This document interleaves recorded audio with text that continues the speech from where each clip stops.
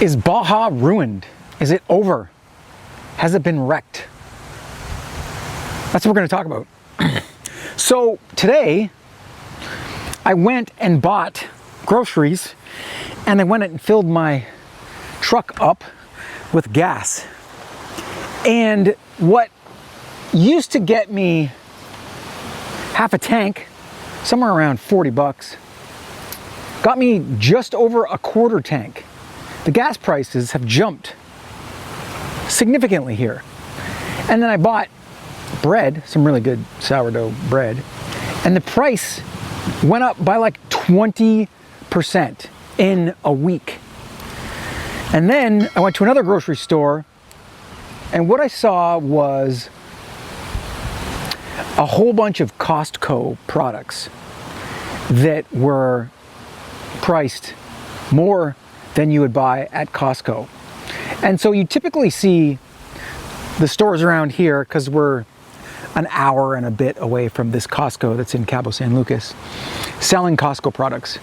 But the prices have gone up dramatically, and the problem with some Costco products is the quality is suspect. And I mean the quality is suspect because when you compare it to like local fruits, vegetables, local meats, there's not a lot of local cheeses.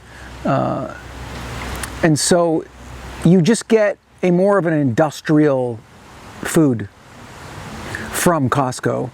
And the local stuff is actually more fresh. The meat has less garbage in it, so it actually tastes amazing. And some of it, you have to be careful where you find it. And the prices are really, really good. And so just like what has happened in the US and Canada is bigger industrial food supply, bigger stores, bigger chains are starting to infiltrate Baja. And this is a really bad thing. Why?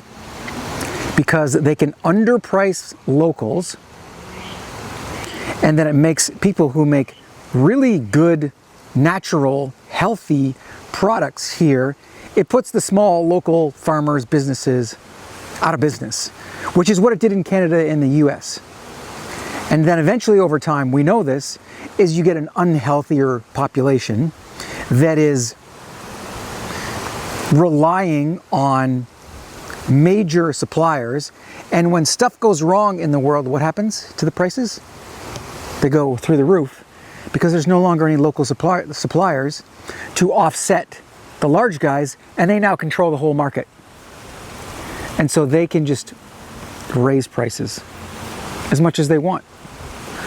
And so the other thing is that, you know, going out to dinner, there's more gringos, there's more Americans and Canadians coming here.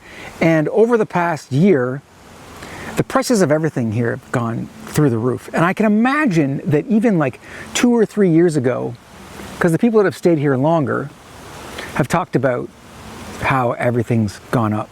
Real estate's gone through the roof. However, this year it had a softening, and it's flattened out, but there still is an incredible amount of big money coming to this area, big resorts, that sort of thing. And they're probably going to suck up all the tourist traffic. And what starts to happen is you start to separate that, where people from America, US, Europe, whatever, come in, these bigger chains, bigger resorts, suck up those dollars, charge people way more, and keep those people in the resorts and charging them for those fees. And then the locals in the area kind of see their businesses drop.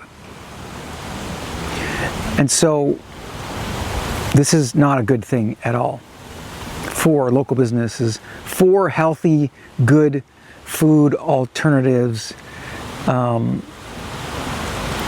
for the cost of living here in general. So, you might be wondering, is it over? Is it even worth it to come down here and bother trying to live here, or is it just going to get just as bad as the US? Because it's actually more difficult to live and make money here. Unless you work online and you have money to bring down, and you can open up a business that caters to tourists, to gringos, then you might be able to make it. However, because it is a tourist destination and the tourist season is 4 to 6 months a year, you've got to make all your dollars in that window, and you're competing with locals, which they're not going to like, and they don't like. And so you're starting to get a bit of a negativity towards gringos. And I've seen this myself in person when going surfing places where there's some hostility towards gringos. Now, mind you, there's also hostilities from gringos to gringos, from tourists to tourists, and that's just the nature of the hostility of the culture of North America that we are bringing down here. The other problem when I say that is what's sort of ruining this place is that we, tourist gringos, are bringing our cultural expectations here. And I say that it's the expectation of power all the time, of air conditioning whenever you need it, of roads that are not bumpy and that are paved, of regular like garbage disposal, of people showing up on time, of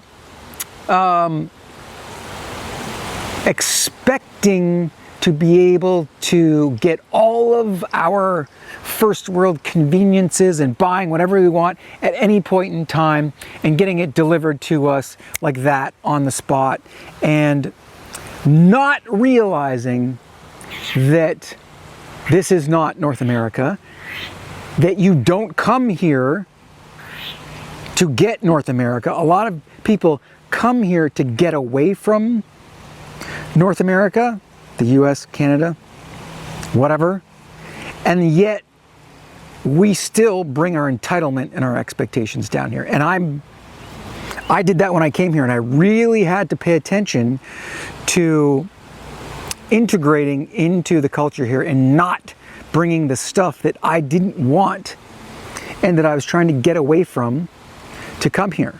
And I've got that, and I'm really happy about it. And I think that people who are not aware of what they bring here, their attitudes, their entitlements, their expectations, you're going to have a problem here. And good, you should have a problem here, and you shouldn't bring that here. And unfortunately, like you, the people that are watching this video, are probably not the problem. It's the people who don't care and don't see this as a separate country with a separate culture, and don't bother to investigate what it's really like to be here and to live here, and just want to come down and take advantage of, which is still cheap real estate for sure, and take advantage of cheap labor and the beautiful weather, and not really integrate into the culture, not understand the culture, not learn the language, and not bring the stuff that you want to run away from or get away from here, because it ruins what is here. And so, what can I say? Is Baja ruined? Is it over here? And I say Baja is a big gigantic space, a big gigantic land mass, and I live near the Todos Santos area. And I would say Cabo is ruined. Cabo is the Vegas of Mexico. That's for what I want. I don't want bars, endless drinking, endless tourist stops, prostitution, drugs, massage parlors, expensive dining, going to resorts, and just sitting on beaches. I don't want any of that stuff. And so if you don't want any of that stuff as well, then stay away from Cabo, and you can come a little bit north. But really what I have to say is that no, Baja is not over. And why is that? Because if you really want to get away, if you really want to get out, if you really want to live a better lifestyle, then coming out here and living outside of small towns is still an amazingly inexpensive way to live. You can get real estate for a fraction of the cost of North America. You can still you can grow your own food. I'm going to start growing fruit trees for sure, and vegetables as well. And that's going to help me save on groceries and get really fresh, very healthy food, which is amazing here because it's sunny all year round. And you can live in an off-grid way, in a very like DIY, do-it-yourself way, you know, not be attached to the grid, build your own solar, and have a very, very comfortable, amazing, very free, very natural, very healthy lifestyle. You're just gonna have to go a little bit to the outskirts and, you know, drive a little bit more, but I mean, the highways are still, the roads are bad for sure, so you wanna get a 4x4, anything. And there's, if you can get away from paying for gas and getting an electric vehicle, or, you know, a friend of mine, or they're working on electric ATVs, and so that you are completely off-grid. You get your solar power, and then that power can also, that can power your home, your camper, your whatever you want to call it, casita, and you can power your vehicles and grow a lot of your own food and find the local markets where it's locals growing their own food. Incredible, incredible lifestyle to be had here. If you want to bring the entitlements, the conveniences, the expectations of North America, and then try and just take, you know, the stuff that you can get that's cheaper, you're going to ruin it here for everyone else here and for yourself. And so don't do that. And in fact, the best part about is bringing your entitlements and expectations and conveniences here is you're not going to get them, and you're going to be really frustrated and really pissed off. And I had to go through a frustration level when I was trying to build and trying to construct things, and now I've come to understand the way things are done here, and I've adjusted my mindset. And there still are frustrations, and what it does is it just makes me a more relaxed person, a more calm person. And I can actually, it's almost like you get forced to go out and have fun because you're like, oh, these guys aren't going to show up, or this is just going to take longer, or Amazon doesn't deliver here in a quick way. So you're like, I might as well go out and enjoy the beach, enjoy the surf, go do some mountain biking, go out and hike out in the mountains, go out and check on my little plants and my fruit trees, go out and do a little bit of landscaping, just chill and enjoy and relax and talk to friends and do things around with people here locally that you wouldn't bother doing because you're too busy on your phone or on your computer or working or trying to get this or trying to get that or being like super busy and super productive and basically distracting yourself in your entire life. Those are still to be had here. And so if you're looking for a place to retire, yeah, this place is amazing. If you're looking for a place to get out of the rat race, to get out of the matrix, the ever-consuming, controlling, take your freedom away matrix, this is still an amazing place to come. Just don't wreck it for yourself and for everyone else here. And say hi to everyone. Be super friendly. Learn the language. And learn and respect the culture, and you will have a great time here. So no, it's not ruined. If you want to come down and help keep it great, keep Mexico great, then you're welcome to it. Hope that helps. Have a good one.